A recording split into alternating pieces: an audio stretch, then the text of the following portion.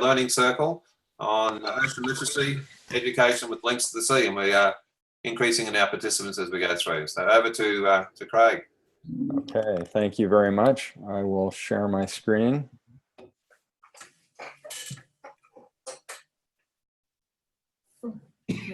What's allowed yet? Bring that down. And just a reminder for those people who have joined, if you can turn your microphone on to mute until your turn to speak.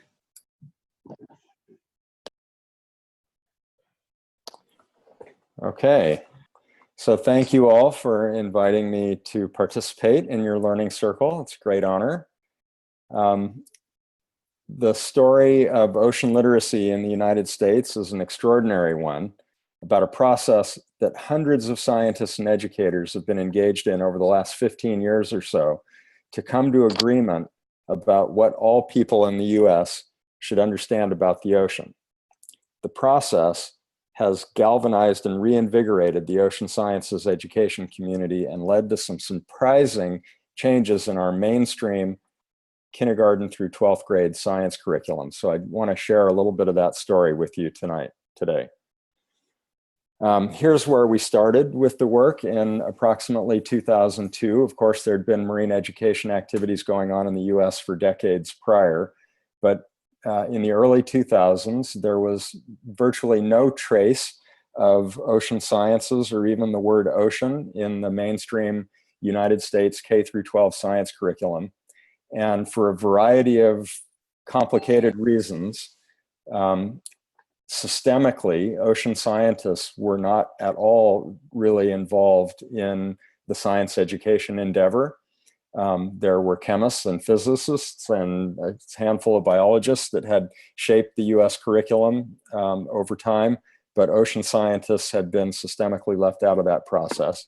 Worst of all, there was really no consensus among the science or education community about what should be taught about the ocean in our elementary, middle school, and high school curriculum.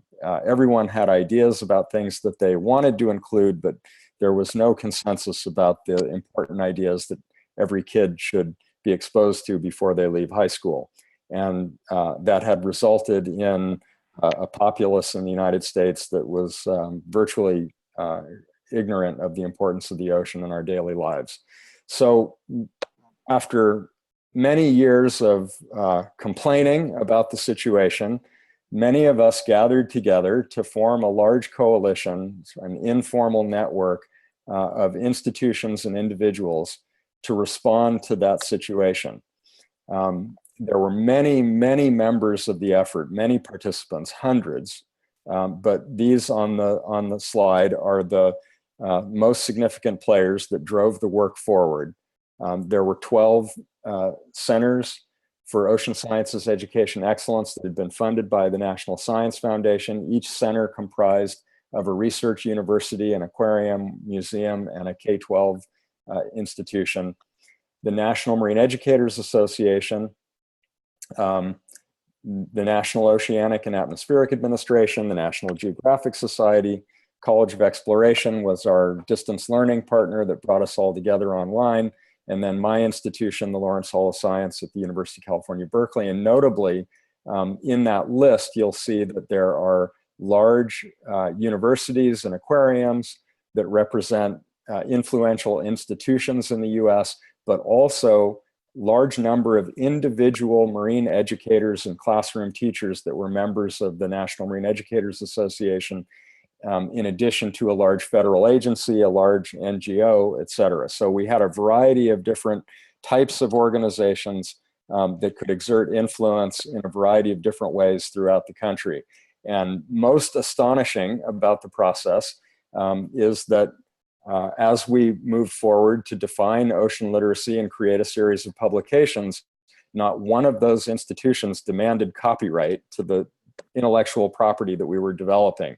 We all went into this effort from the very beginning with the common purpose that we wanted the effort, we wanted to lend our logos to give credibility to the effort, but no one institution wanted to claim ownership or credit for the endeavor.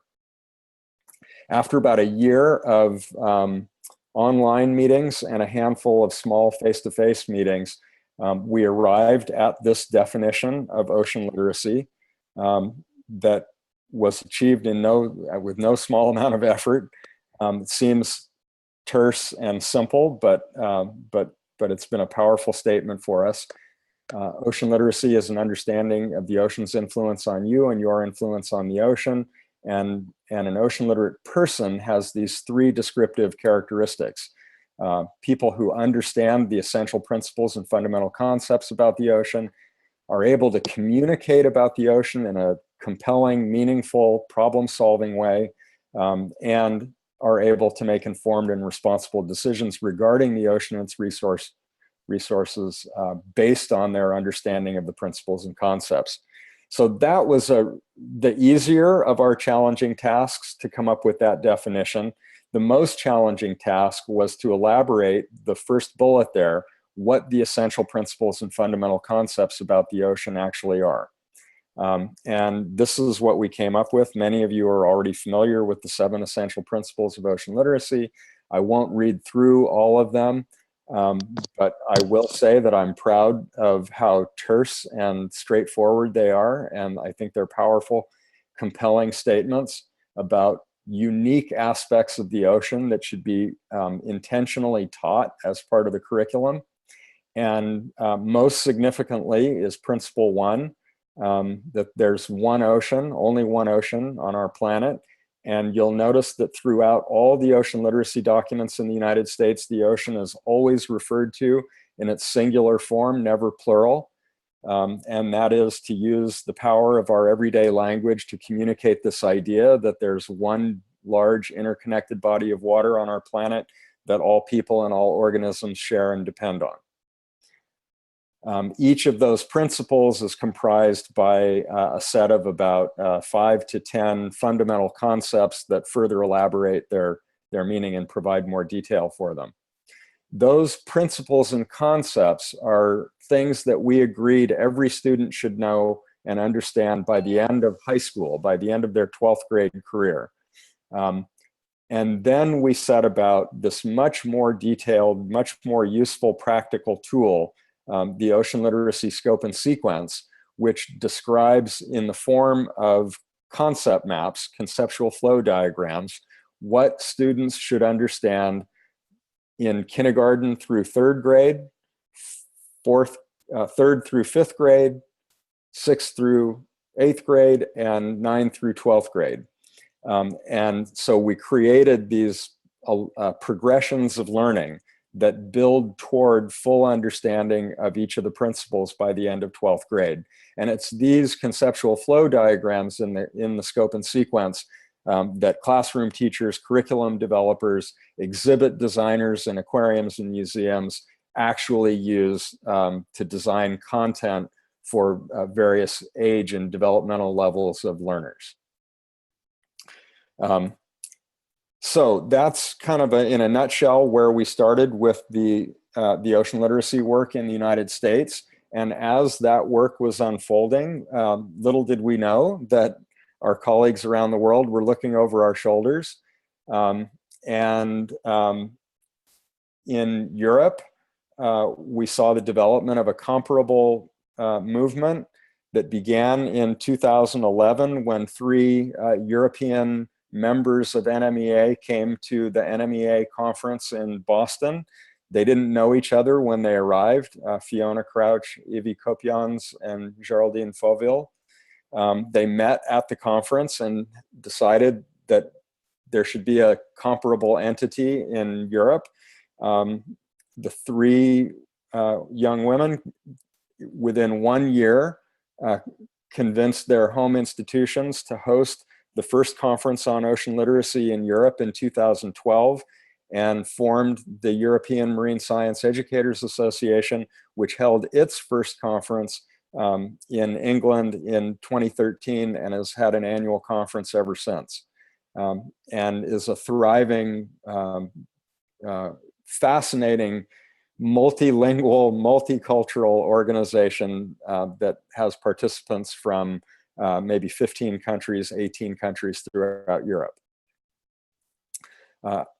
their MC is broken up into several chapters that are all formed around their European Sea.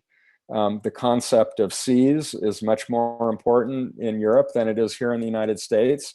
So for instance, there's an MC Mediterranean group, and they have been a very active, very powerful group, and they actually rewrote the ocean literacy principles or supplemented the ocean literacy.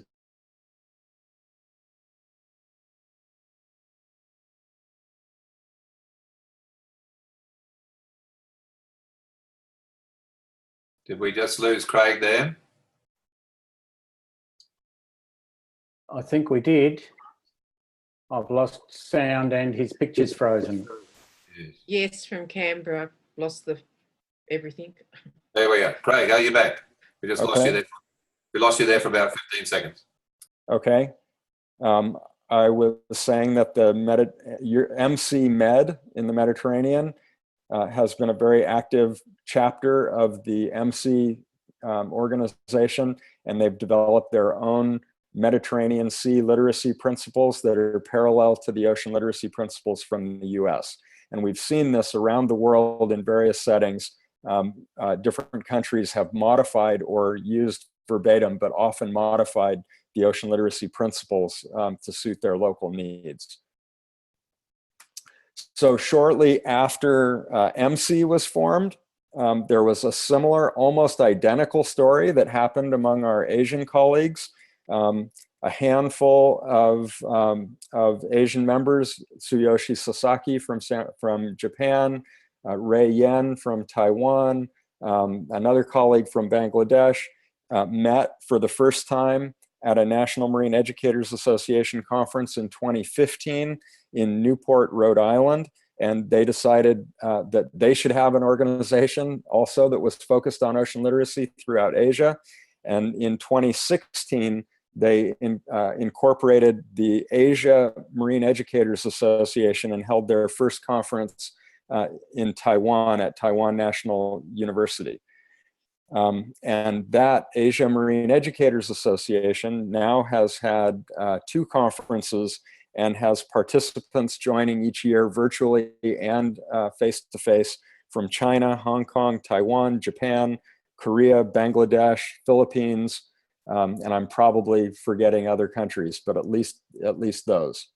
So we're seeing an ocean literacy movement or campaign spread across continents slowly, but it's certainly immeasurably happening.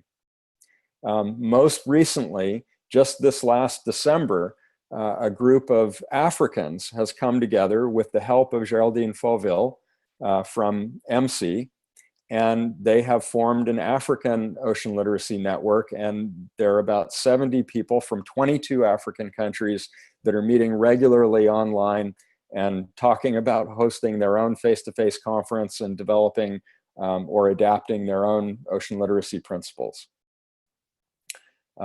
So that's my quick tour around the world.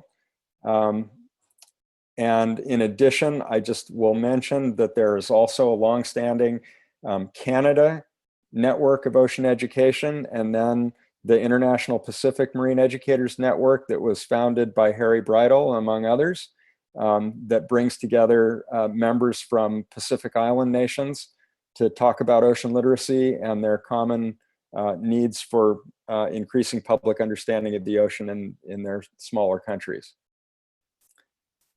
So I will stop there and I will unshare my screen and turn over the mic to the next presenter. Thanks, Craig. If I can just ask a quick question back to the American example, is there any parallel alignment to the environmental literacy standards, which is a national movement in the USA? Is there any sort of conversation between the ocean literacy and the environmental literacy standards, which is the K to 12? By the end of 12, you will have achieved ABC in those sort of literacy standards? Yes, the North American Association of Environmental Education has guidelines for excellence, they're called, related to environmental literacy. They're like environmental literacy principles. And we've collaborated closely with them at many of the NAAEE conferences. There's a strand focused on ocean literacy. So we're trying to find as many ways as we can to collaborate together. And we definitely see ocean literacy and climate literacy as a subset of a larger category of environmental literacy. Thanks, Craig. We might then segue to Geraldine. We are doing the global connection. So Geraldine, are you there from? I was Geraldine also. Oh, you. So I gave her presentation about Europe and Asia. Okay, because the lovely town of Gothenburg is where we had the World Environmental Education Congress 3 years ago. So we're moving on to Andrew. Is Andrew Walsh there? Can you hear me? There we go. Share my screen. Go to slides. Slideshow. Share screen. And can you see that? Okay. Can you hear me? Can I have a thumbs up? Okay, some nods there. Excellent. So, what I'm going to quickly talk about is why, for a start, we should actually care about ocean literacy and the ocean.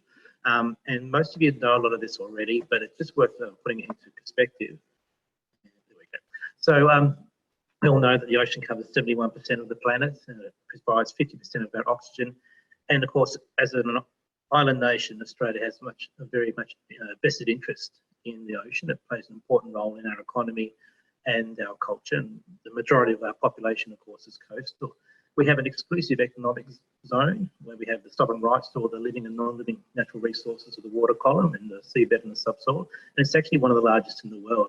At 10 million square kilometres, it means that basically 57% of our country is actually in the sea. We have a network of Commonwealth marine reserves, which is equivalent to 40% of our land mass. So it really behoves us to have a really deep, literally, pun intended, deep understanding of these areas. Of course, there are dramatic changes happening in the ocean with warming. You're all familiar with the Great Barrier Reef's coral bleaching due to water temperature.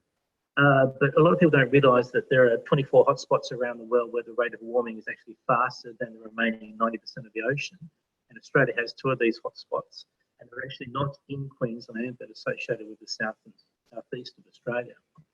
And of course, there's the marine debris issue with horrifying statistics like 8 to 12 million tonnes of marine debris, plastics finding their way into the ocean each year, found down now at the greatest depths and breaking down to micro and nano scales.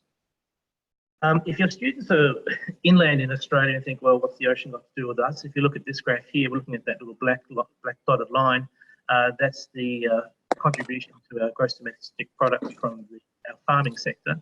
And for those years, red bars where there's El Nino, you can see that that declines quite sharply. And of course, El Nino is driven by ocean systems. So these are obviously a few ideas that teachers could cover when designing their lesson plans in Australia, particularly in science, to connect to, and they'll be easy to link to. But there are way more other concepts that teachers might not know about, and this is where ocean literacy provides a fantastic framework. This is my Marine Discovery Centre, where it was a year ago, before it was renovated to build 1.5 metres higher than the really high king tides we get here.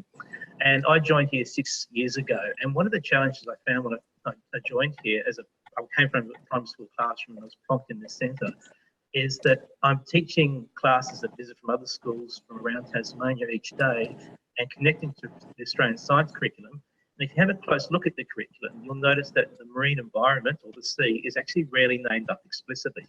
And that's rather odd when you consider everything I just mentioned about the importance of the ocean to Australia. So it's very easy for a classroom teacher, who, particularly in primary school, who doesn't know much about the ocean, to teach their science curriculum with terrestrial examples, particularly when it comes to the biological sciences. In 2016, I was fortunate enough to travel to the United States on a fellowship from the Department of Education. And as part of my research, before I went over there, I discovered this thing called ocean literacy. And I was rather shocked that after couple of years in this job that I hadn't actually heard of this thing. And when I read the first principle, there is one ocean, the bell went off in my head like that, because I thought, oh wow, I hadn't actually thought of it that way. And then I started to realise that this is actually a fantastic way for Australian teachers to connect the sea to their teaching. It's very easy for, I'll go on to this one first. So what I did since coming back from the United States, and I've gone through the Australian science curriculum and tried to find linkages between ocean literacy principles and the curriculum content descriptors. So for example, if we take the Year 5 strand descriptor, living things have structural features and adaptations to help them survive in their environment. We look across the ocean literacy principle. There is one, the ocean supports a great diversity of life and ecosystems. And under that principle, there are a number of concepts, and the primary teacher can easily go to those concepts and get a lot more ideas and still make linkages to the Australian science curriculum. What I was finding in Year 5 in particular was a lot of primary school teachers would reach for their copy of Primary Connections resource, which is a fantastic resource. I absolutely love them. But for Year 5, that resource is Desert Survivors. So it'd be very easy for a lot of teachers in Australia to do Year 5 biology all about desert survivors and not even think about the marine environment. I should point out my youngest daughter who's in Year 9, she's gone throughout an entire school career at this point and not had any sort of marine science teaching in any of her science subjects. She gets it from me, that's no problem, but certainly at school she doesn't see that.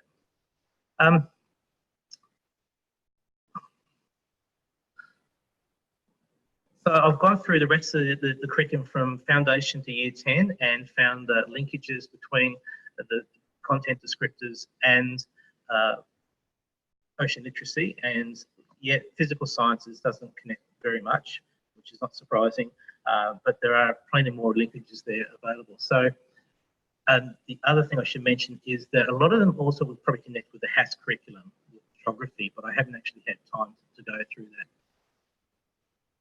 So I think ocean literacy provides a really good framework for teachers to design their marine theme lesson plans, and going forward I'd like to see a lot more work done in Australia to connect more of those linkages, and particularly with the scope and sequence that was developed in the United States.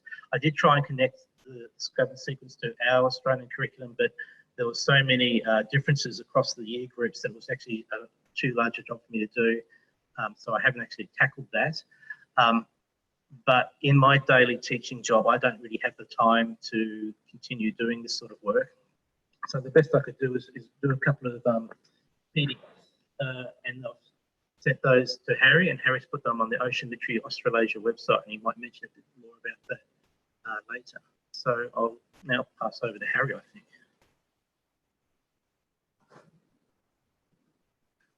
Oh. Okay. Well, it's Harry here. Just getting used to the technology.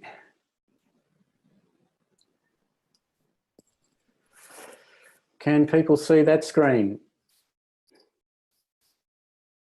I've gone quiet. Can people see the screen? I can't hear any. We can only see you. Okay. So, Craig, you can't see the screen? No. Okay. Harry, but that's it. Well, I will go back to get, so get rid of that. Share screen. I've probably got to have my screen up and running first. Sorry, I'm having trouble, folks. I knew I'd be the one that'd blow it. That's right. You need to have your whatever you're presenting ready on the screen, then click share screen. Okay, I'll go back. Sorry, guys. So I've got to get that down. But I can't see share screen when I've got it. Wait a minute. Put that down there. That's better. But when I go to full screen, I can't see share screen to click it. No, do it when it's not full screen. If you just have it small screen, all the icons come Yep. up with the. Otherwise, you've got to bring your mouse down to the bottom for the pop-ups. If you have it small screen, as soon as you hit share screen, it'll go to full screen. Yep, so hit share screen. Now, will it work? I'm not doing very well, folks. I apologise. How's that? Nope. No, still see your lovely face. Share, optimise.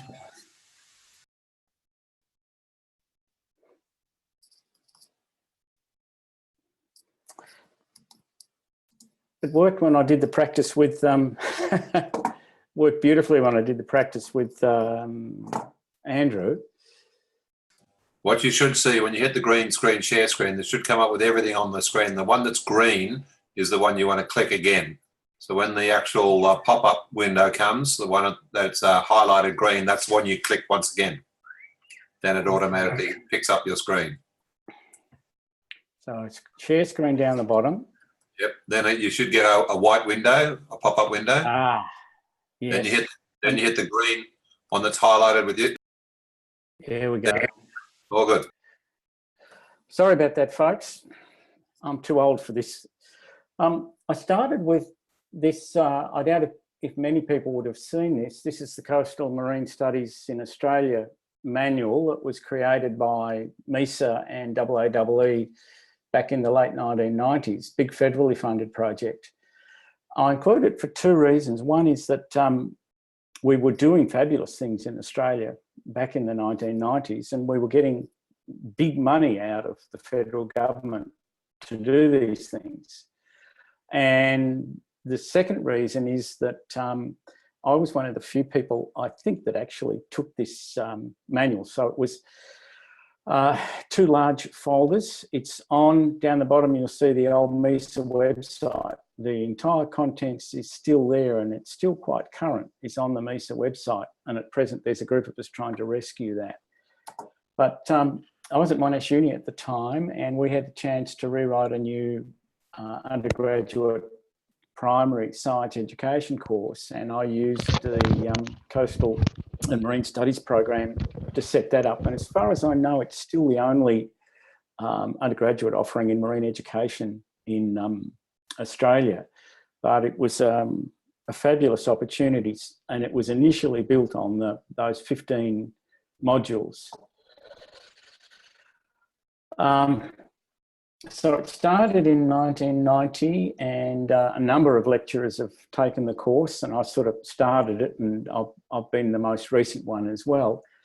It had two key components. The first one was, I think it addressed one of the things that Andrew said about the way teachers in Australia, and I think in a lot of other parts of the world, sort of almost intimidated by teaching marine and marine science, is because they feel they don't know much about coastal marine ocean habitats. So a key component was introducing primary undergraduate students to local coastal marine habitats. Second component was like I think one of the programs that Craig does at Lawrence Hall of Science is we took our students out into disadvantaged primary schools and ran the program out there with them, with my students not sitting in a classroom being talked at, but my students in classrooms running sessions. And that's where the ocean literacy material came in. Once, a bit like Andrew, I was sort of aware of ocean literacy. I rewrote the course and frameworked it around those 7 ocean literacy principles.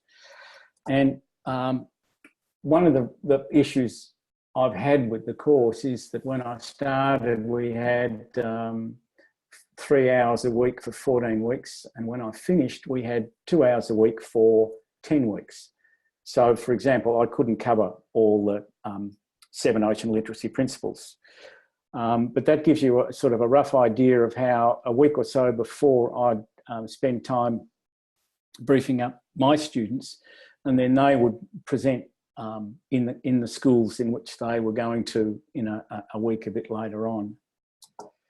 Probably one of the best components of the exercise was the buy-in by the local primary schools.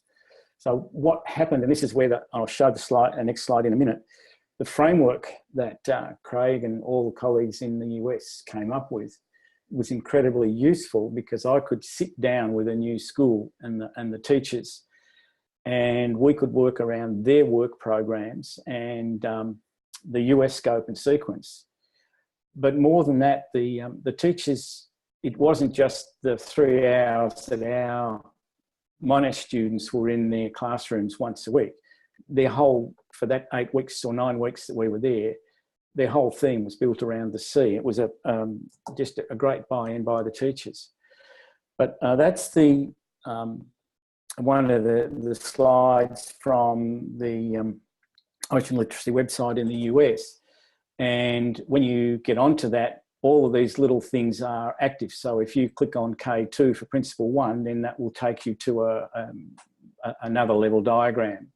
So that's on this website, the Ocean Literacy Co-Exploration. And Andrew's material is on the Australasian Ocean Literacy website, which for some reason is down right now. It's a bit unfortunate about that. I was trying to find out if we could get it up and going again.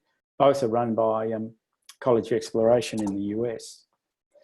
I think the other thing that I found fascinating was when I retired from Monash, the Dean told me, oh, but you can't retire, yours is the most popular unit that we've ever had here. It wasn't because I'm slightly mad. I think it had a lot to do with the fact that we did most of our work in schools and it was such a hands-on unit. But the buy-in by the students, we call them Monash teachers, was amazing. So for example, in the top left-hand corner, when we were doing Ocean Literacy Principle 5, each group of 2 of my students got a phylum to present, and the students in the school all sort of did a workshop and went from phylum to phylum. And the amount of work the students put in was just amazing.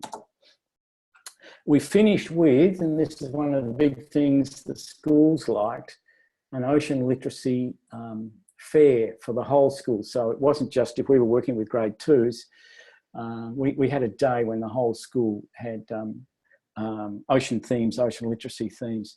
Each student had to present based on the second assignment they had. The first assignment was a habitat assignment.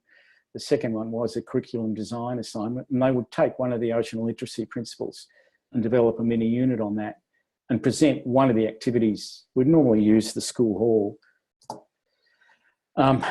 And I really had to comment on the creativity of the students. This is the sort of thing they came up with. This was an activity based on microplastics. And it was a fishing game where the students used felt to catch fish in this plastic pool. And some of the fish had, when you opened them up, had microplastics inside them. That was just one example of this amazing creativity.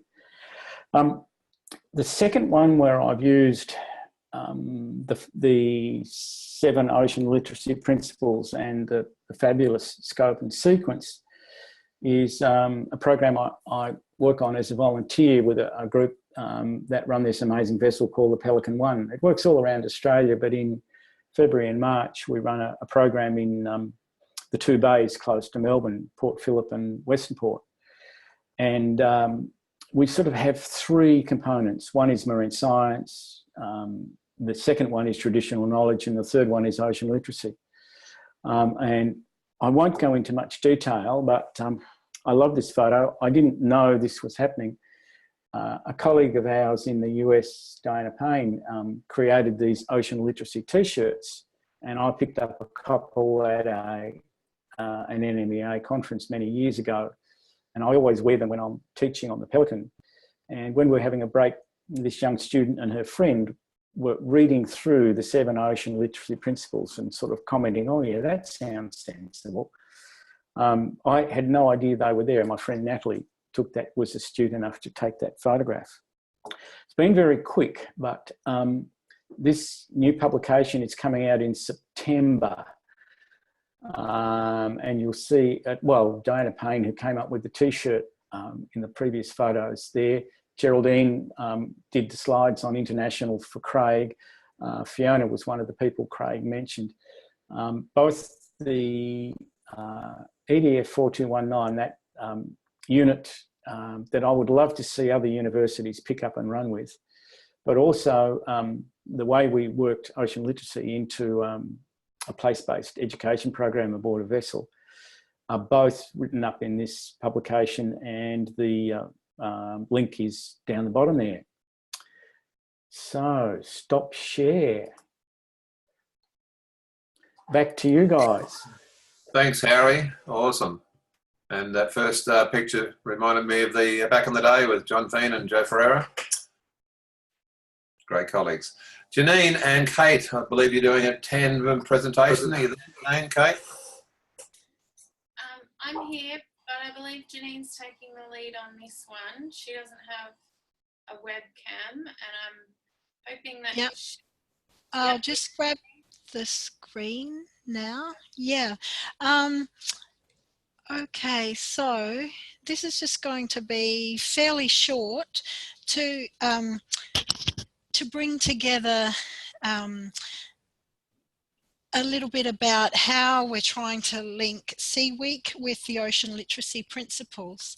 And apologies for it not being a tandem presentation. Kate was doing one on the microplastics project OSMAP that she's working with, and it just worked out this way that there's only a little bit to say, so I just might run with that. So you've heard from Craig about the history of ocean literacy and its great importance on a global scale, and also in every country. And from Andrew, how important marine education here is in Australia, and how little uptake there is from teachers compared to previous years.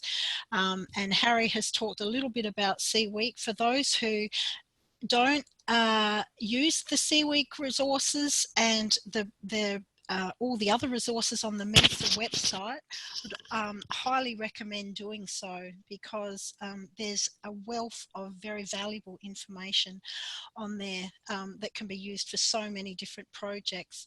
So MESA, as many of you might know, was going since the 1980s. The organisation wound down in 2015, and those of us who were working at the time as counsellors in the different states, we all decided, and also A Squared E Squared, who became the I suppose the successors of CWEEK once MESA wound down, there was a decision to revive CWEEK and promote it each year using the 7 ocean literacy principles, which is a very sensible idea, 1 per annum. So from 2015 onwards, there was some attempt to incorporate ocean literacy principles into CWEEK. CWEEK went through major changes at the time. It moved from March to September, and I would say it was lost from a lot of education department calendars and from the minds of many teachers, which is fairly unfortunate, because it does provide a very significant focus each year for oceans education, because as Andrew mentioned, there is very little in the curriculum on oceans. It's very crowded, and teachers are very unlikely to take up anything else that's not already in the resources that they have. So that's one of the aims through CWEEK, is to try and get people to understand more about the significance of ocean literacy and how that can be incorporated into teaching and learning, not just during CWEEK, but at all times of the year. So Harry mentioned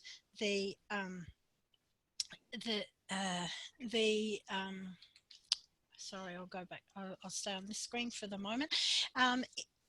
There is Australian Marine Educators Network page on Facebook, which Kate manages, and there's a number of administrators, and throughout the year, but particularly in Sea Week, we aim to put relevant information that relates to the ocean literacy theme for that year. So this year's theme is the influence of weather and climate, the influence of the ocean on weather and climate.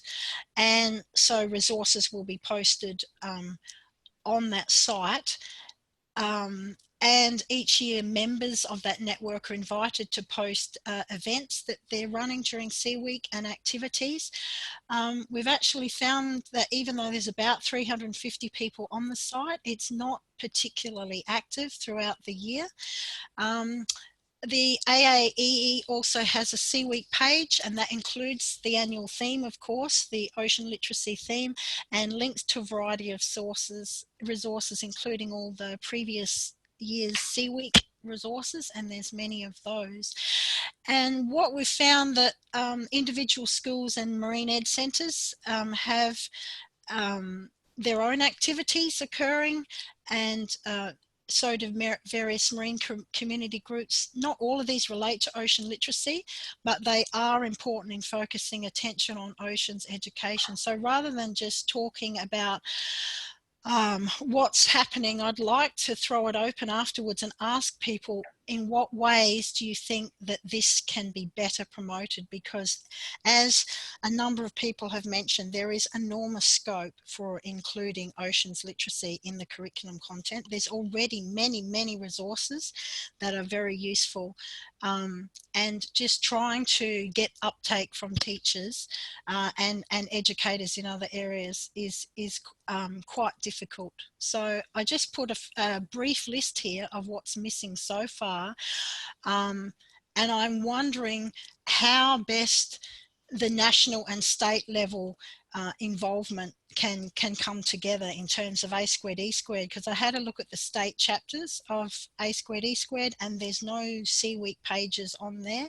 There's very little marine content in any of the states, and I'm wondering how there can be closer links between the national and the state chapters so that Sea Week can be promoted regionally as well. And what I've also noticed, I've only worked in schools for about 6 years after moving from marine science into education, but like Andrew, I've noticed very little marine content. There's so little oceans education, and I feel that teachers aren't taking up anything else because of the crowded curriculum. And as Harry also mentioned, there is a level of intimidation there for people who don't have that background. If we can bring ocean literacy into the national curriculum in a more formal way, that is the way that it will be taken up. And we've been talking about this since about 2014, and I am very interested to know how this can be done in a more formal way. In previous years, we promoted Sea Week through electronic mail-outs to school with links, logos, resources for schools and community groups. I'm wondering how we're going to get that to happen again. I know, as Harry said, in the old days, there were many resources. Now there are very few resources. How can we do this? That's my question. How can we promote Sea Week as a focus for ocean literacy education throughout Australia? And how do we resource this? Because at the moment, as far as I'm aware, and correct me if I'm wrong, I don't think there are any dedicated resources. It's wonderful that Harry has put together the Australasian ocean literacy website, and that could be a focus that people could concentrate on perhaps in the future. So I'm not going to talk about the relevance to the Australian curriculum because a lot of you already know that.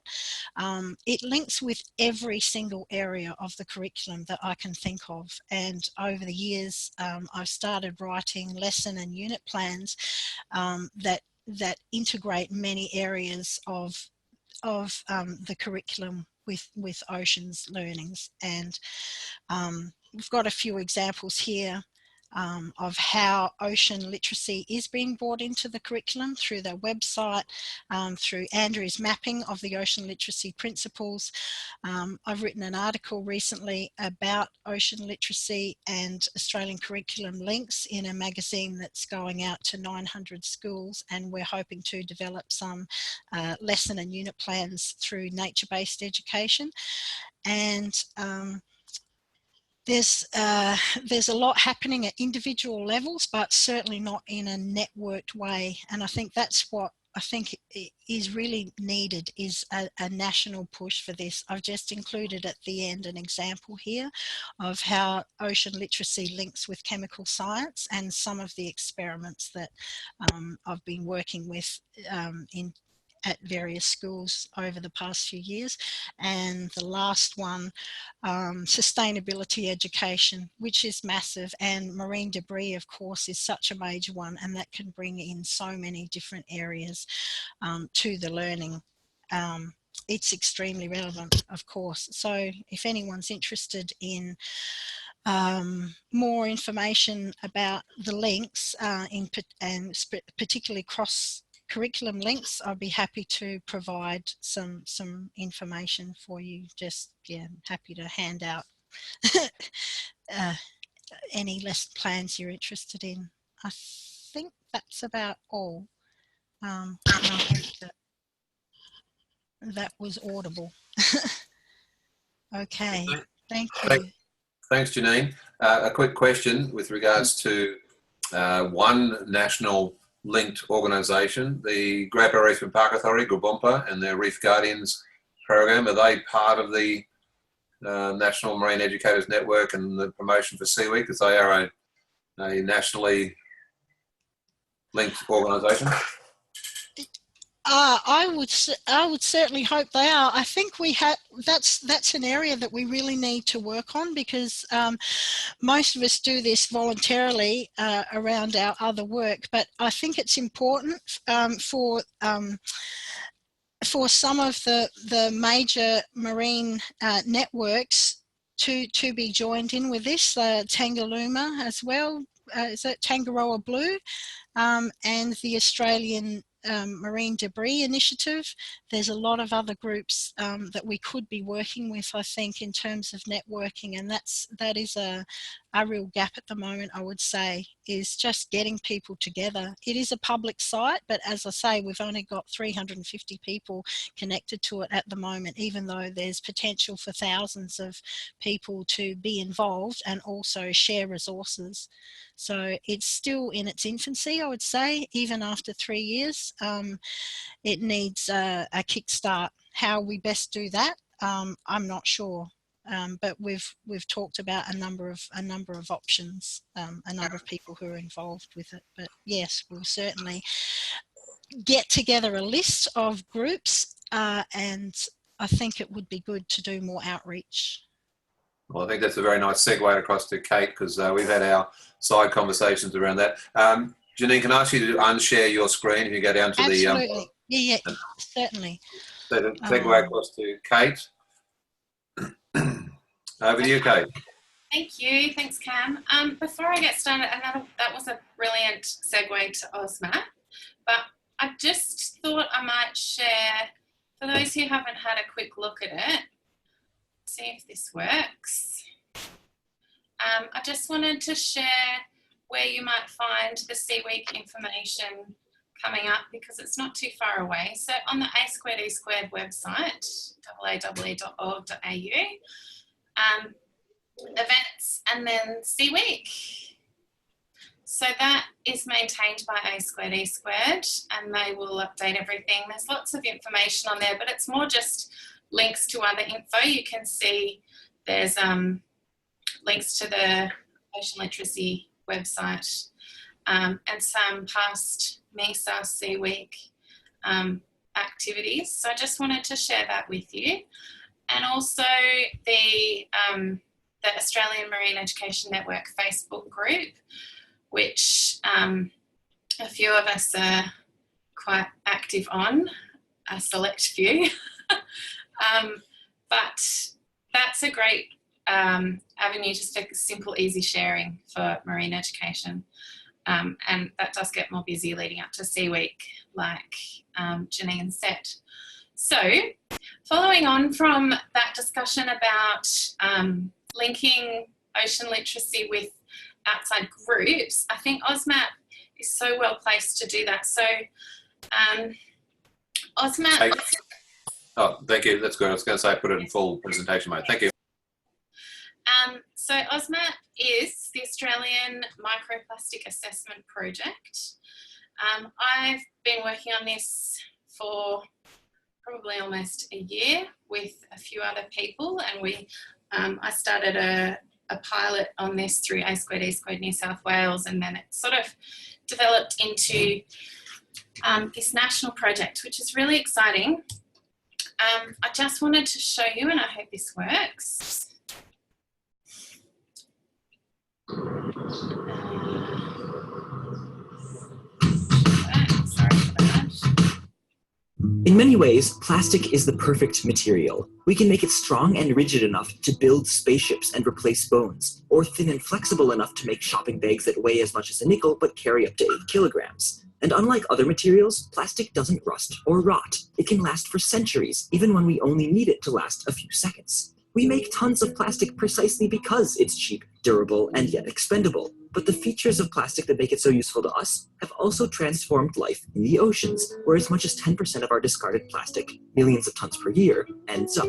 Big pieces of plastic are definitely bad news for marine animals like whales, albatross, and sea turtles, which risk getting tangled in the debris or ingesting large pieces of it. Yet despite the publicity about huge garbage patches in the sea, most of the ocean's plastic isn't big. Our castaway shopping bags and soda bottles get weakened by sunlight and torn apart in the wind and the waves into little bits of plastic confetti. On the micro scale, though, it's still super durable. The microorganisms that decompose ripped up bits of wood and seaweed down into simpler organic compounds can't easily digest plastic. So while the plastic confetti gets broken into smaller pieces, it doesn't go away. It just spreads out over time. Which is why we've found microplastics pretty much everywhere in the oceans, from the Arctic to the Antarctic, and from the seafloor to the surface. Unlike the easy-to-observe impacts of large plastic trash, the effects of microplastics are as subtle and difficult to trace as the fragments themselves. The durable fragments can serve as new real estate on which small ocean creatures grow and multiply, or choke slightly larger ocean creatures that think the plastics are food, or attract and collect toxic chemicals which become introduced into the food chain if the particles are eaten, and probably a million other problems we haven't noticed yet, because we've only recently started paying attention to all these microplastics in the oceans. But it's undeniable how much plastic trash we've introduced into marine ecosystems, and the wonderful durability of plastic guarantees it'll be an issue for years to come. It's possible we can decrease further impact by switching to biodegradable plastics, dumping less plastic in the oceans, or cleaning up the patches of sea most strewn with plastic. But until we do, the question is, will the oceans be plastic enough to deal with our favorite material? This video was supported by CSIRO, which operates the Marine National Facility. Okay, so that was just to give you a bit of a background before I start ranting on about microplastics,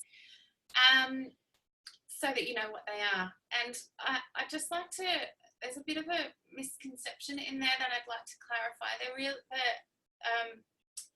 Decomposing plastic doesn't exist, and that's the one bit in that video that I don't like.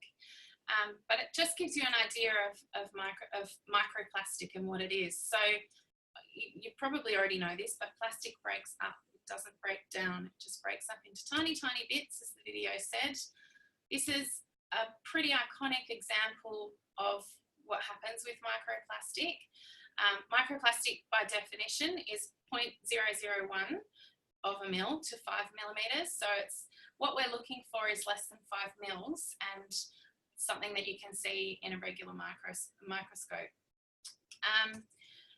The impacts of it was mentioned in this video, in the short YouTube, but you can see here, it's pretty intense. So like, you can't even see it. And there's been so many examples that I've started, you know, you walk onto a beach and it looks perfectly clean. You might see, say, what's that, probably 4 pieces of macroplastic, which is the larger plastic. And on that beach, when you look under a microscope using the methodology that we've used, nearly 10,000 pieces in that same metre squared quadrant of microplastic. So it's pretty intense and it's really going unnoticed.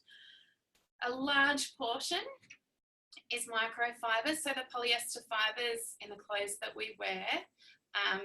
You wash your clothes every day, it's thousands of particles get filtered through your washing machine, get washed down. There's no facility at the moment to filter them out of the sewage treatment plants, and they're going straight out into wetlands or wherever the water's ending up. And also the microbeads found in all of these sorts of beauty products, as well as the fragments of broken up bits of plastic. So they're what we're looking for in AUSMAP. One of the researchers that we've been working with on this project, he's Scott Wilson. He's been instrumental. He's shared this slide with me. So this is just, there's heaps of research that we're just starting to do on the impact of microplastics. For example, zooplankton can't ingest algae once they've ingested plastic. Lugworms reduced fitness, so reduced overall health. Mussels, circulatory transfer troubles, and you know, the list is endless that they're identifying issues that have come from ingesting microplastics. And another thing to point out too, the microplastics, I'm not a chemist, but Scott he talks about this in his methodologies. So by the chemical structure of the plastic soaks up toxins from the water, and it sort of intensifies, it's like a sponge to the toxins, and that intensifies over time, and eventually once it's ingested, that all of those toxins collect in the tissues of whatever's eaten them. So essentially we're eating fish that are laced with microplastic poisons. So AUSMAP, we've come up with, I'll explain a bit more about it in a second, but it's a nationwide citizen science initiative for surveying beaches to educate and engage communities and to obtain widespread reliable data on the presence of microplastic particles in Australia. And we're looking at marine and aquatic environments. We're doing these assessments in Dubbo, in dams and creek beds out there. Anywhere in a catchment where there's sediment on the edge, you can search for microplastics and probably find it. So it looks a bit like this. Obviously that's a bit more of an estuarine area, but in this project, I feel so passionate about it, mainly because of how collaborative it is. We got a huge amount of funding via Coca-Cola Foundation, of all places, through the Total Environment Centre. So they're sort of collaborating it. But the environmental and zoo education centres around New South Wales have been heavily involved, and that's who I represent, as well as A Squared E Squared, who I also represent. Macquarie Uni researchers, Newcastle Uni researchers, University of Tasmania and the Australian Marine Debris Initiative that they work with Tangaroa Blue on. Take three huge, I think the primary partners, there's 13 of them at the moment, and we've got support from various bigger bodies.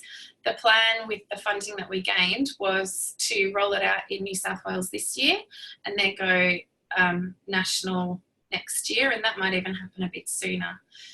So it's completely curriculum based. We have allocated funding to support development of curriculum based resources.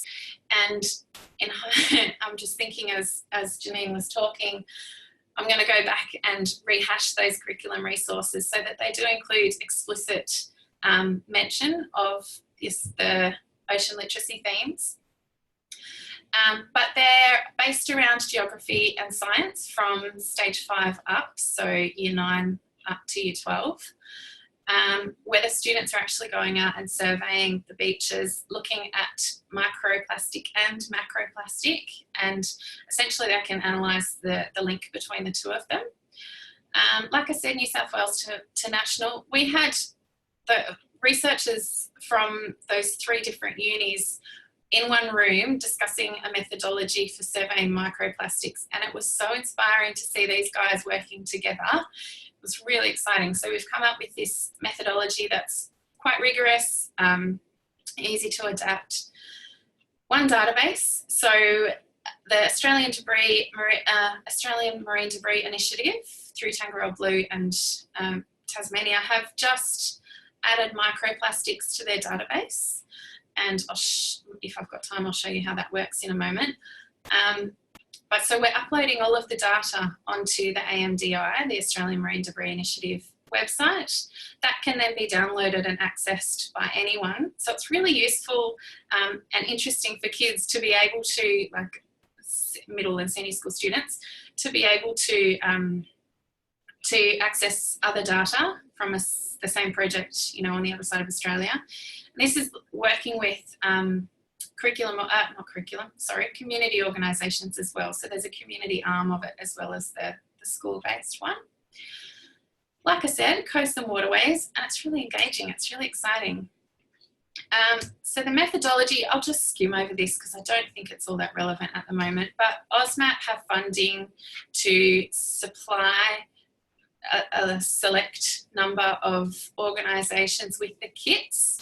So in a kit, you'll have everything that you need to go out and do a microplastic survey using this methodology. And the idea is that we're sort of training the trainer. So for example, all of the environmental and zoo education centres in New South Wales have done this training. We're going to be given a kit and then we can run these surveys with everybody else. And I think it's the next slide. I'll add some info about some photos of the kits that you get. This is part of it just gives you an example of how we've sort of tried to simplify it so that you can, you know, any community group, this is more so for the community groups because the ESECs will know the beaches that we're going to, but the community groups, like, it just makes it easy to figure out which specific part of the methodology you'll be using in any particular environment. This is a diagram of the methodology. It's, so this belt transect will be the macroplastic surveying, and there's a photo of that in a sec. And then these little quadrats, that's where you're selecting microplastics. So for example, we'll have a group of 6 students doing this. So that's group 1, and then there's group 2. This can be done all along the beach, depending on the size of the beach, which is adaptable. So there's a photo of the kids doing their macroplastic belt transect survey. So they'll be picking up any macroplastic that they see, which is above 5 millimetres. And there's an example of the just the quadrat that they're doing. So it's 50 by 50 or 0.25 by 0.25 quadrat for microplastics at the high tide line. This is the database. I don't think I'm going to go over that at the moment. But it's just the AMDR website, and it's so easy to use. Anyone can, you log in, you plug in all of the data, all of the details of your site, and you know all the findings and information that you get from your survey. Then that data gets used by the scientists or whoever else wants to access it. So in addition to the ESECs, as I was mentioning before, the community groups. So there's lots of these little community groups around Australia. You're probably all fairly aware of them, if not part of them. But in the A2E New South Wales have just done a huge project to increase the capacity and support for RSENs, which is a Regional Sustainability Education Network. So they're the regional networks, and AusMap will be linking with A2E to deliver training on AusMap to all of these RSENs around the state, and hopefully all going to plan interstate after this year or towards the end of this year, so that we can upskill those environmental champions in communities to then go out and organise surveys in their local area. This was one of the first first pilots that happened, and I'm aware of time. I'm just gonna, I think it's only a short one.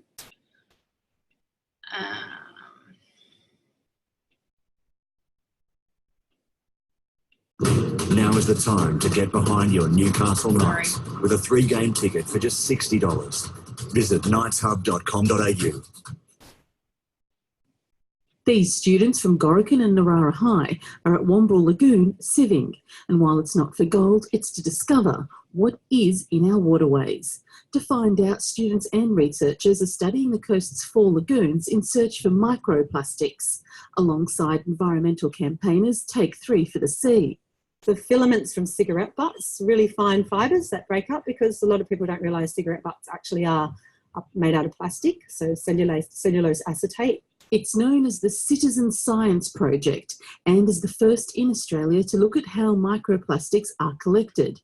Any plastic, be it from clothing fibres or bottles, that is under 5 millimetres is classed as a microplastic.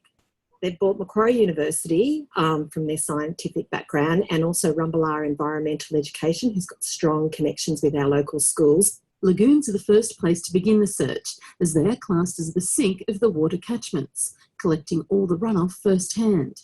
Any plastic particle is potentially toxic, building up in marine animals and eventually working its way through the food chain to human consumption.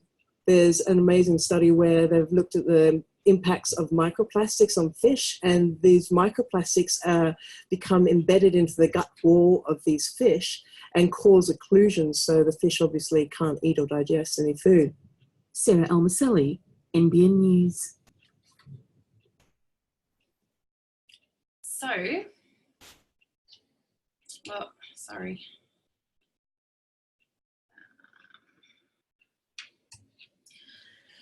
So that's where you can find more information, ausmap.org. Michelle Blewett is the project coordinator, or you can contact any local in New South Wales, the Environmental and Zoo Education Centres. The website's quite small at the moment, but that'll give you some idea of what's happening. There you go, AusMap. And as I was speaking about it then, I was just thinking of all of the ways that we could incorporate ocean literacy into that project, and I completely intend to.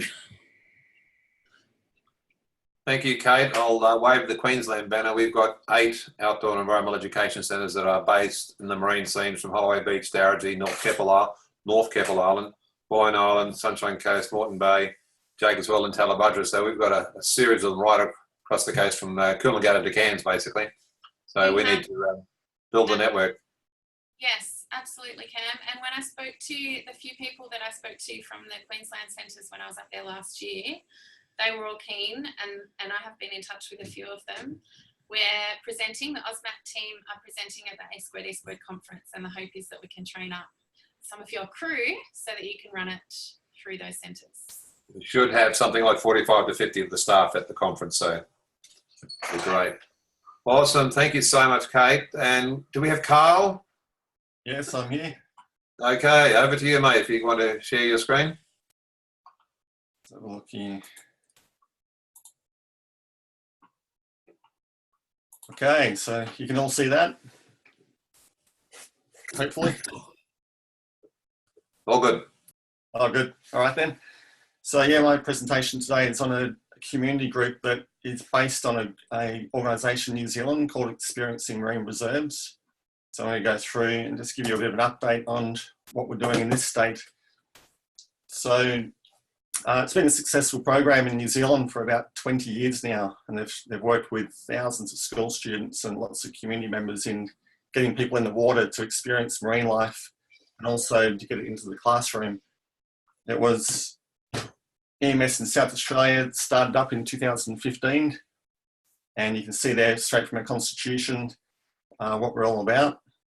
So basically we're about an experiential program to get kids in the water to see marine life with their own eyes and actually to learn about it while they're in the water. The community side of the project's really mushroomed over the last 3 years, and we've had about 2,500 people in the water. But it's only new days, really early days for us with schoolwork. We've had about 4 schools involved so far, but we're just trying to get into that kind of area in the future. The first 3 years we've had 2,500 people in the water, over 250 snorkel tours, 450 participants with the giant Australian cuttlefish, which are in South Australian waters as we speak. We've got about 200,000 estimated cuttlefish in South Australia right now, so it's just huge.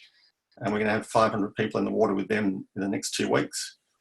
It's basically mainly in the Adelaide metro area that we run the program, but we do get some regional money to go over to Eyre Peninsula. So we've done around Port Lincoln. We're hoping to get to KI in the future to work with schools and community there. Adelaide Mountain Rangers funds half the program at the moment, and the marine parks fund the other half of the program. KO for those is Kangaroo Island. Kangaroo Island, sorry, yeah, KI. So, yeah, so we've got the education program kind of working in the background at the moment. We're doing some underpinning documents for that, and we're talking to educators, and we've had a very good consultant working with us for the last 2 years, Angela Colliver, that some people might have heard of. So Angela used to work in South Australia, and I got to know her through River Murray and water conservation about 15 years ago, but now she's been working across the marine education area as well. So Angela's been working with the committee to design up the program and also to recommend how we go about doing it in South Australia. It's been a bit of a learning curve the last year or so. So here's one of the first schools we worked with, Warrapendi, which is an Aboriginal school in Adelaide. The program sets we went through where basically we promoted to schools, got the schools to submit interest. We had quite a few schools interested, but not all could fund their school.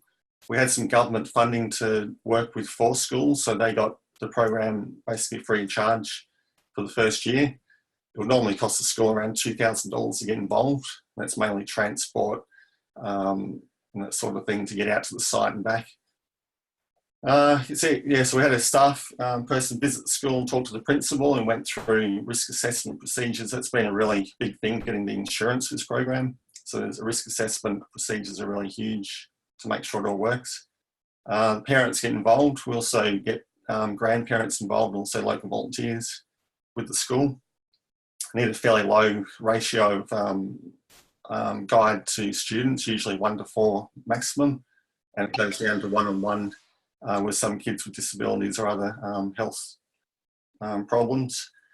So we've got classroom presentation as well. We go and do a bit of a biodiversity presentation, age specific, and I'd love to do the ocean principles in the next round of those. I'm pretty sure we have got some there from one consultant who put some together.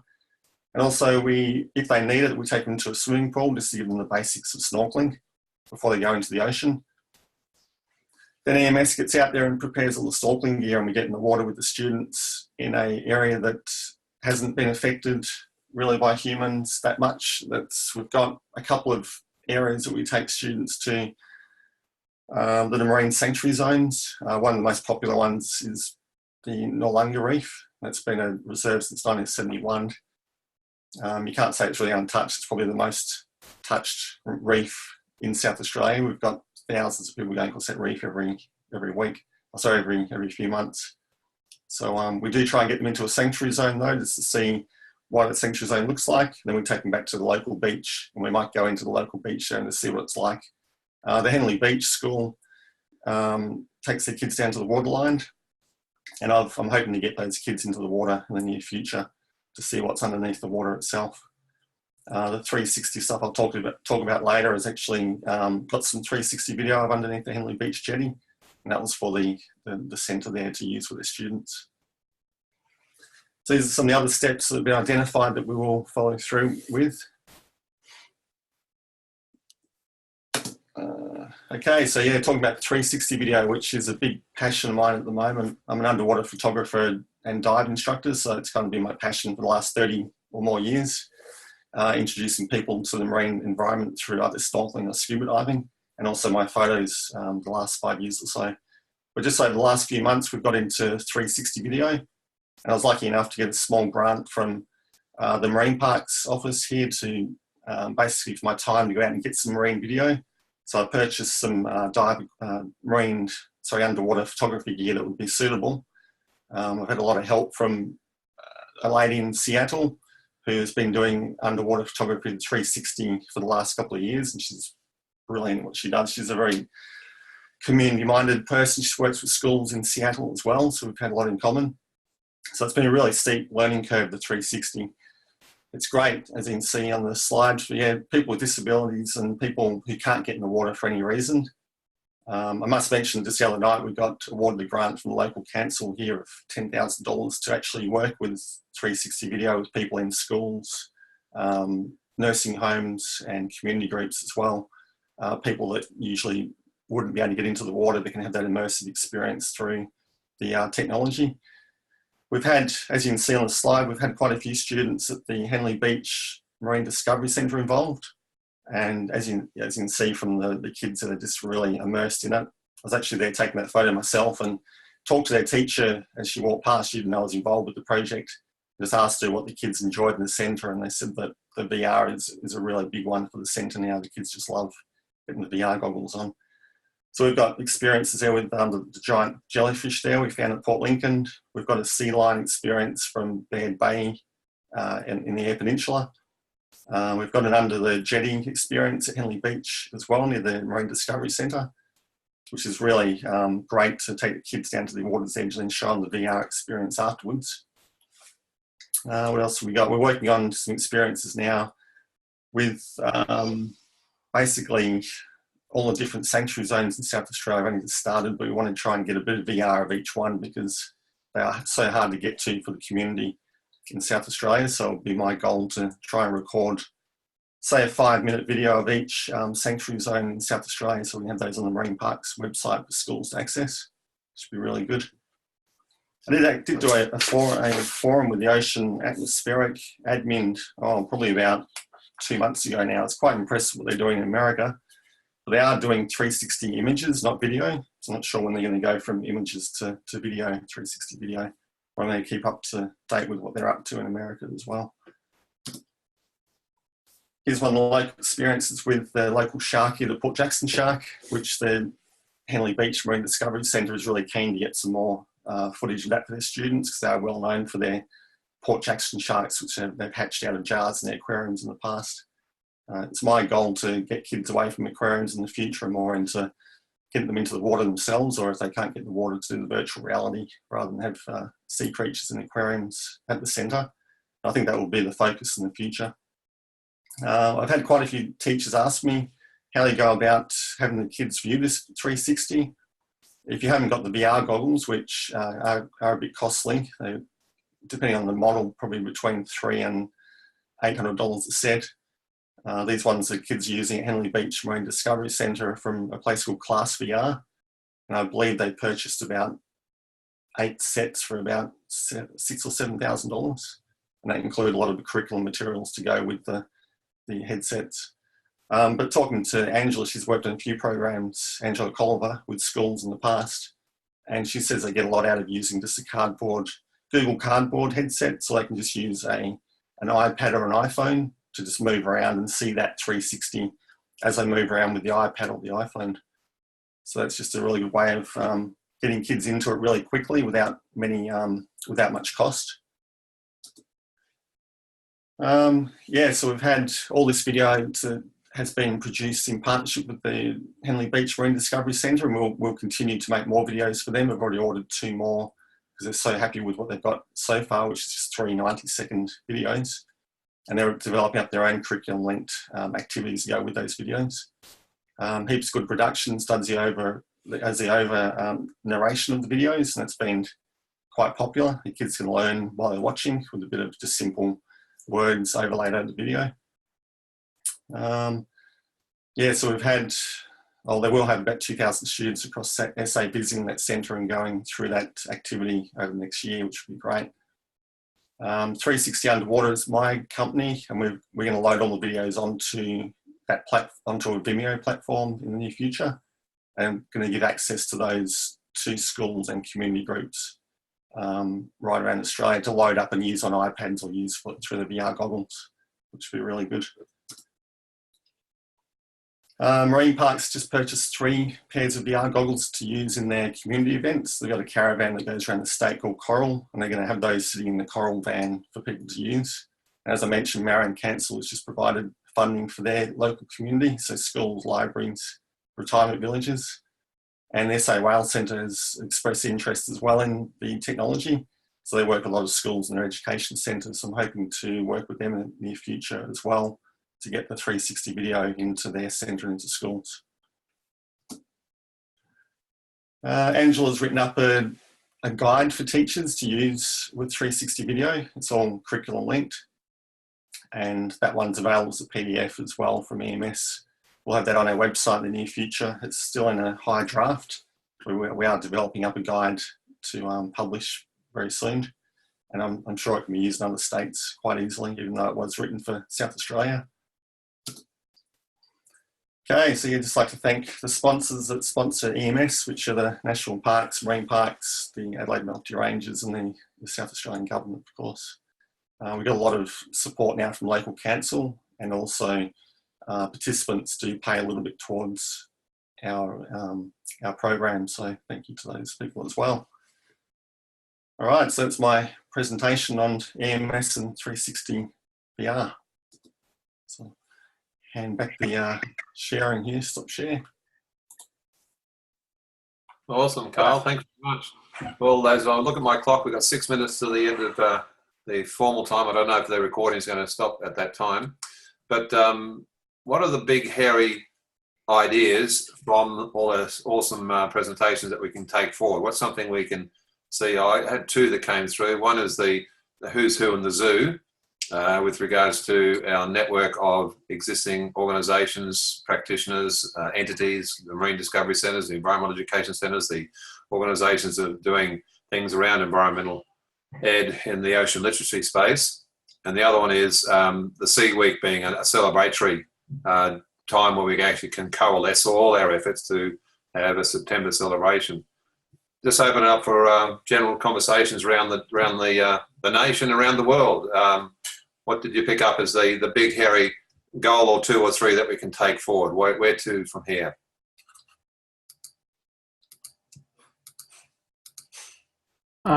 Harry here.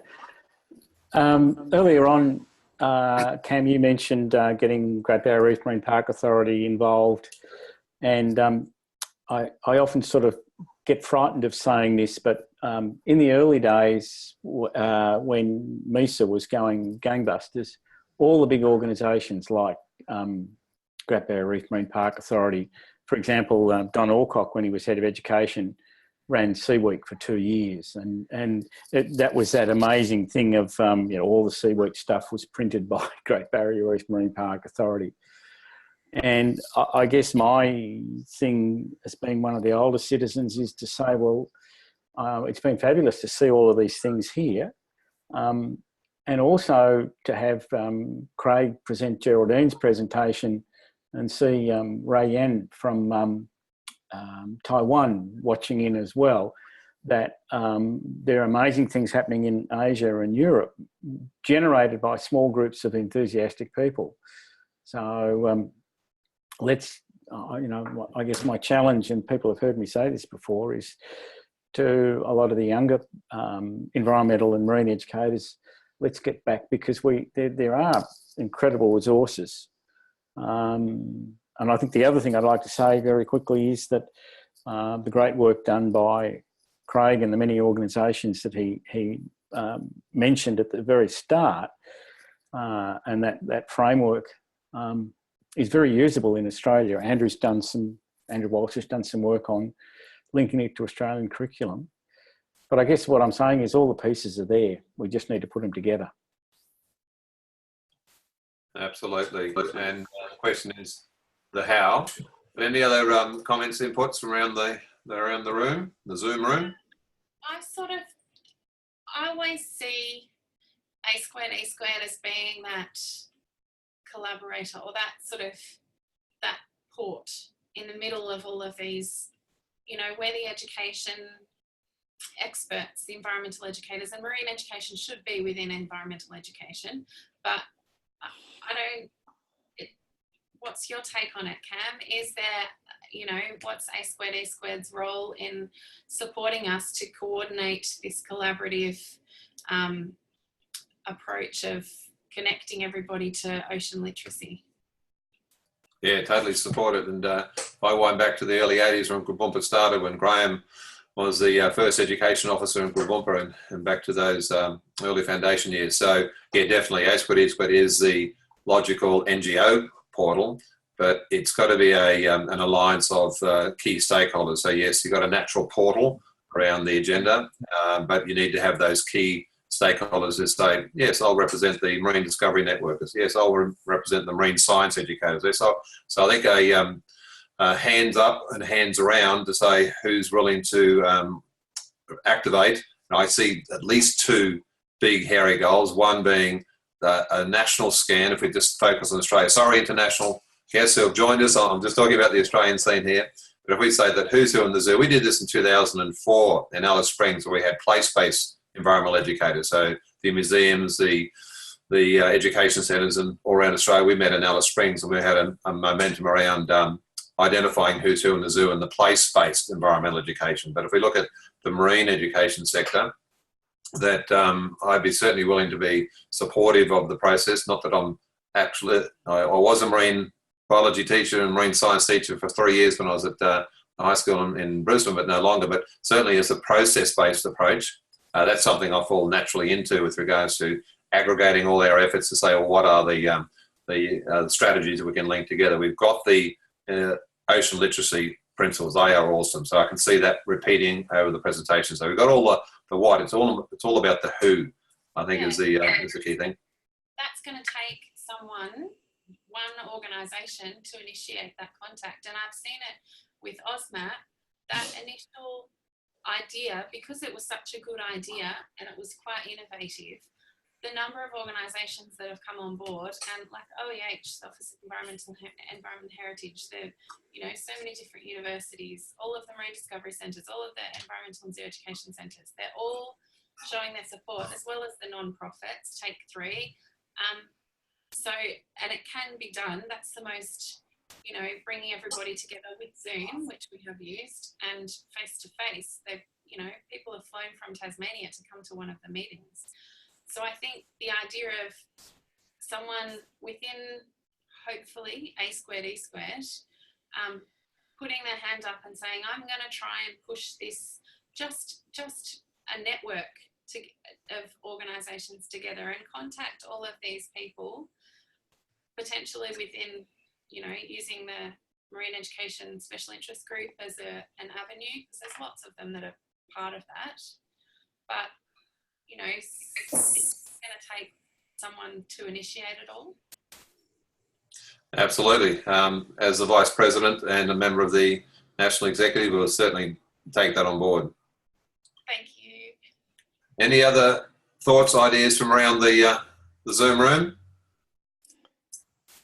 In the United States, we really felt like the ocean literacy work was only working around the margins of the education system until we were able to infiltrate the formal K through 12 system and incorporate more ocean concepts into the formal science standards. And it came up in a couple of the presentations earlier here that there's a similar challenge in Australia, that the ocean isn't prominent in the learning goals or the curriculum. And I wonder, what the prospects are for influencing the formal science system of education in Australia. If I can give a quick response, one of our challenges is to influence our Australian Curriculum Authority with regards to content. They're more about concepts and ideas. So to get things like the word climate and climate change in the Australian curriculum is extremely challenging. So they're more about concepts rather than specific content. But it is about the what, but it has been a little challenge. Janine, you want to say something? That was my question as well, similar to Craig. How do we do this? Because we've been talking about it for a number of years now. Does it need a lead organisation to do that? Because I know the curriculum is revised in minor ways every year, and then it has major revisions every few years. But before the next major revision occurs, the last one was at the end of 2014, how do we facilitate that on a national scale to try and get the ocean literacy principles embedded in some way into the curriculum? I have no answers, I'm asking. I can give you a little insight as to a project that we've instigated at the national level of A² E², and that's Graham Sawyer and Angela Colliver working collaboratively with regards to being more advocacy orientated towards embedding some of the sustainability principles in the Australian curriculum. So that's a work in progress as we speak. So they're putting together a discussion paper around and to be on the front foot with regards to the next review of the Australian curriculum. So that's a broad base. That's about environmental literacy standards, I suppose, but not per se that. But I'm open to other inputs and ideas. That's good news because it fits very well with SE, particularly some of the major issues that are very relevant to teaching and learning at the moment with plastics, for example, and other ocean pollution. So yeah, that's happy news. Okay. The recording button's still on, so we're still being recorded, which is great. So anyone else for input? I would just... No, go ahead. Okay, just from the ACT, we recently did a big submission to our local education department around the strategy for education in the ACT in the next 10 years on the teaching of education for sustainability, you know, in terms of the difficulty that teachers have. I'm just looking at it from a local point of view. I don't think for a lot of teachers, you know, that I've talked to in that ocean, because we're inland, ocean literacy is on their horizon at all. I mean, I'm constantly telling kids that 90% of Australia is arid and, you know, you do desert and things like that. Whereas if you don't, I mean, I have taken senior classes down to the coast and that, but the curriculum is just so full. That is the problem in trying to, I mean, what you were saying about, I don't think it dawns on a lot of teachers that live inland that, you know, we are an island and most of our population lives around the edge. So it's just a matter, you know, if particularly if you live inland, you tend to concentrate more on biodiversity, you know, arid type environments, that sort of thing, and asking them to include something else. I mean, I think we've got to, you know, empty out our curriculum to a certain extent because it's just too crowded at the moment. You know, if you talk to a teacher about putting something else in, they're flat out trying to do things properly as it is, and they have our feedback from our members around this submission into the future of education was the great the great difficulty around understanding how to do it as cross curriculum. It tends to be, you know, the province of the science and geography teachers. They just haven't got a handle often schools. I mean, it's all around professional development, and we're trying, you know, ACSMART here in Canberra is doing a great job, but there's still a lot to be done. But I can't see from the teachers that I have contact that there's, you know, ocean literacy is on their horizon at all. And I mean, it should be. I think the main thing that they're talking around here is plastics. So I think the campaigns around that. I just wanted to ask Kate, this is just so when I'm talking to the Water Watch people here next, in terms of the ACT, what sort of, you know, I mean, we have Water Watch here and we do serve our waterways. Are we, you know, what are we likely to find the microplastics, you know, how? Yes. A lot of the EECs are running microplastic surveys as part of Water Watch activities, and they are finding them in lagoons. The lagoons are sort of a sink, like the video said, and yeah, anywhere, like the idea behind the database is to map them, and anywhere down a creek below a stormwater outlet or a sewage treatment plant. So you can definitely find them anywhere. And I was just going to say, Viv, I would like to, I feel that pain in trying to engage teachers in marine education. I have the same issues trying to engage environmental education teachers and centres in marine education. It's challenging to try, and these are EEC teachers. Unless they're on the coast, they're not thinking about marine education. However, this AusMap program has got most of them thinking about it. If they've got even just a creek nearby, they're keen and they're running AusMap surveys. So that might be, it could be something. I feel your pain with trying to engage people who don't live in the coast on marine education. I try. Every conference I go to, I try. So, but I think your program is probably a way in to the regional areas in terms of the AusMap thing. I think of getting to think about marine pollution and that. Anyway, I'll shut up because I know the other people want to talk. Right, go ahead. Yeah, I'll just say that here in the U.S. we have the same problem with the overstuffed curriculum, and I just want to say that the idea, the concept of ocean literacy is not that we're asking teachers to teach additional distinct units about the ocean. We're asking teachers to teach accurate, rigorous science in their science curriculum. And our case is that you cannot be science literate without understanding how the ocean works.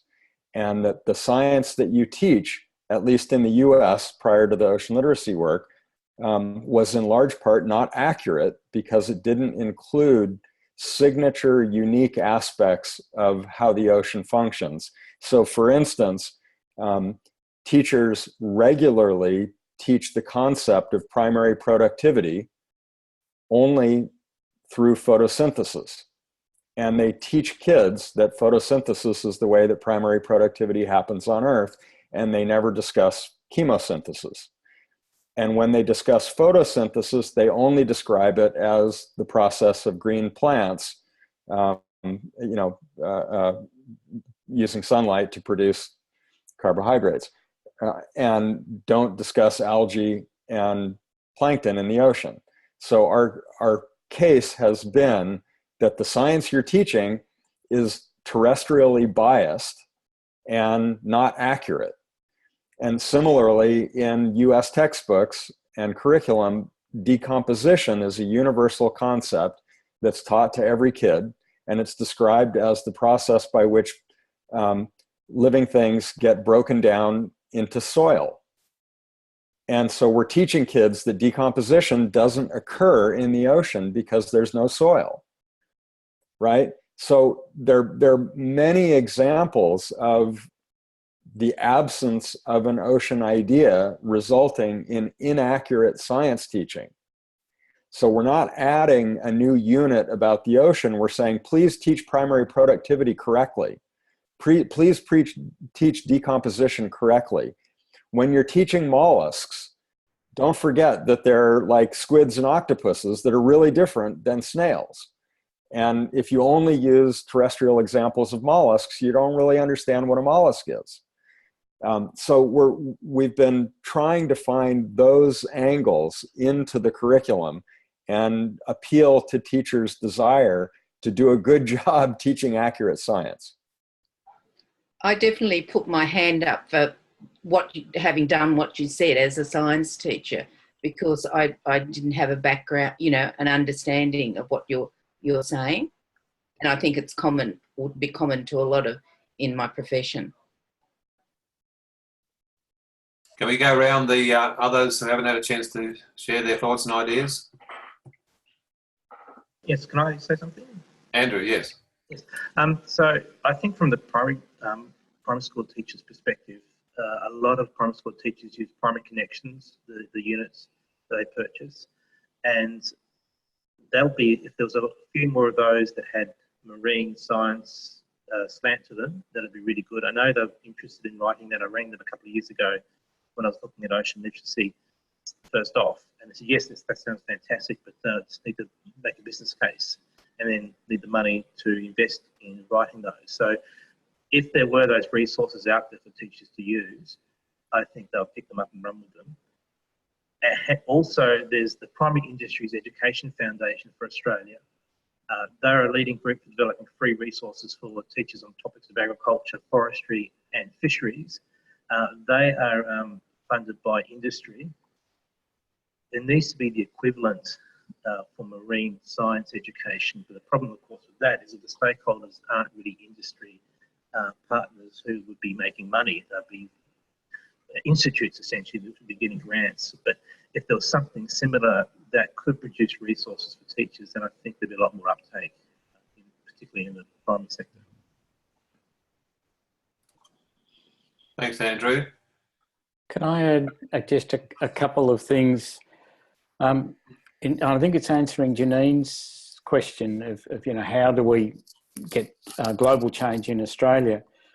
And I really like Andrew's answer that it's a ground up thing, that if the materials are there, teachers will use them. And that's even, with the crowded curriculum and all of that sort of thing. And I think, Craig, I've had a lot of experience with that happening in the US as well, through the ocean literacy movement there, that by getting out and actually doing all of this stuff, all of a sudden the curriculum authorities were starting to take notice. And the other one is through an organisation like A Squared E Squared that has the kudos to be able to get a bit of a seat at some of these bigger tables. We need to work through them as well. So it's a top down and a bottom up approach. But the one where most of us that are still active can be involved is in writing, promoting and extending all of those materials that teachers in the classrooms use. Harry, can I just add, if they're there,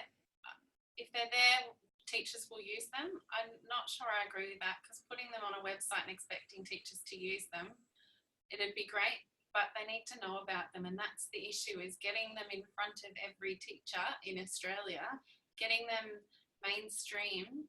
That's the challenge. And I think that needs to come from higher up the hierarchy. I think there are brilliant teachers who will teach this stuff because they're interested in it, but the ones who aren't interested in it will never know about it unless they get, told. Yep, I agree with that as well. That's so true, and that's why I really like the approach through professional development. Pre-service programs like the ones we had at Monash, and professional development as well. And I think the main outcome of the way we worked with that unit I described earlier in schools is we had a deal, we'd only work in one school for 2 or 3 years and then we'd move to another school, because by the time we finished that 2 or 3 year stint in a school, we'd skilled up the teachers and they were running their own programs. And that was sort of a slow process. I've never been able to understand why more undergraduate courses haven't included marine, but I think it's the same reason that you're stating, is that it's just not in people's faces. Yeah. Any other voices in the wilderness who'd like to share their ideas? I was just wondering whether it was feasible to share with the Science Teachers Association, because we get the Science Week resources sent out to us and all on Facebook, so people are aware of it every year, and we've got Sea Week resources available for people. If it's promoted well in advance, we might have a greater chance of people taking it up.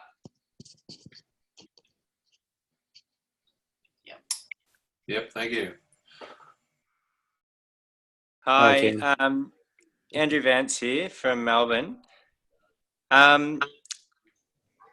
I would just reiterate what Janine was saying earlier about our local chapters stepping up and actually trying to make sure that we promote Sea Week and try and tap into local networks and to try and get in front of an audience of teachers at our local conferences at a regional level and try and introduce and do a presentation on the principles of ocean literacy. Can I make a suggestion for those who are within this meeting now, that if you're interested in being part of a working group to take the next steps, can you send your email links to admin@aaee.org.au, admin@aaee.org.au, and then we'll see who's there, and I'll ask Natasha to put all that together. So that's our association's administrator. I'll forewarn her that there might be a flood of emails. But just to give you your email contacts and those big ideas of a national movement or alliance or network, the Sea Week promotion and idea, the looking at OSMAP as an activity that you can do anywhere, the focusing on the revision of the Australian curriculum.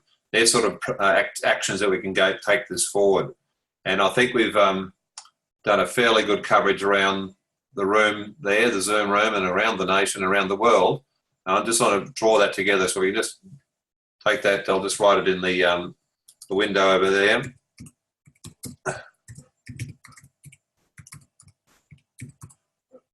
That's it. So if those have got that email address, to send it to that one, then we can port all our interest.